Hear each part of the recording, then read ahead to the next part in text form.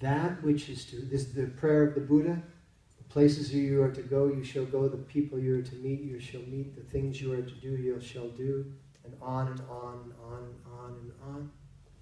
If you live in the groove, let's say as a metaphor, if you live within the groove of your life is your life. And it does work out. Your consciousness shines a light into the darkness and illuminates your story. The greater the light that you're shining into the darkness, the more opportunities are in your story.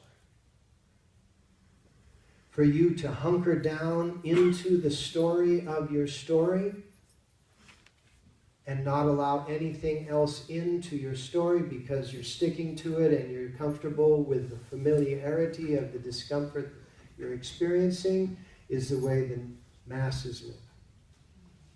And because they know this is their story and this is how it is, they then try to buy their way into other stories, utilizing the methodologies of energy. If they can't yell their way to it, they will try to buy their way to it. If they can't buy their way to it, they'll try to bribe their way to it. If they can't bribe their way to it, they'll try to steal their way to it. If they can't steal their way to it, they'll try to create violence to create it. That's how every nation, religion, culture, and person on earth is trying to make the story that they're illuminating in the infinite darkness a better story.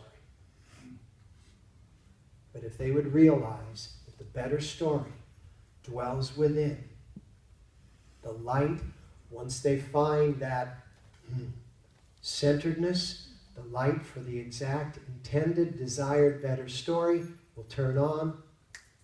There's your luggage.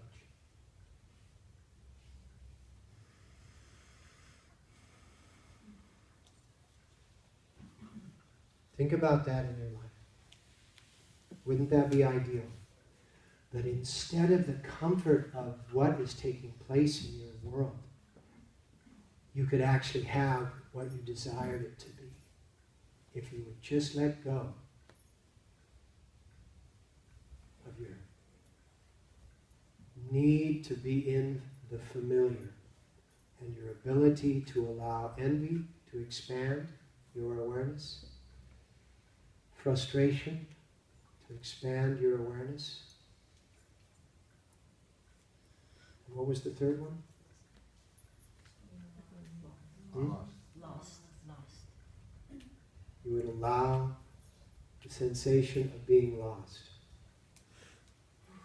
Welcome to my ride from downtown New Delhi to the New Delhi airport. I was lost, I was frustrated, and I was envious. What was I envious of? I was envious of those who had their luggage. I mean, it's an odd sort of thing to be envious of, but when you don't have your luggage, you're envious of those who have their luggage. When you don't have whatever it is, you're envious. But if you're not comfortable with the discomfort of that envy, what you'll do is you'll replace the discomfort of that envy with a toy.